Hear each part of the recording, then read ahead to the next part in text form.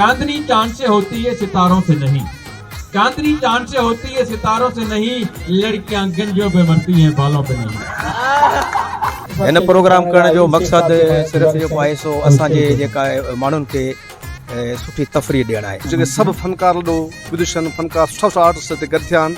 सूफी जो सोज़ साज़ के समझण त ॾिठो हिन इश्क जे अंदाज़ के समझण त ॾिठो ऐं अहिड़ा प्रोग्राम थींदा रहनि त उमिरियूं वधंदियूं असांजूं। भली दुनिया जी कहिड़ी बि कुंड में हुजा आया सिंधी इहो मां फ़ख़ुर सां चवां। माण्हू दहशतूं फैलाईंदा आहिनि, असीं फनकार एंटरटेन ॾियण वारा आहियूं, ख़ुशियूं ॾियण वारा आहियूं।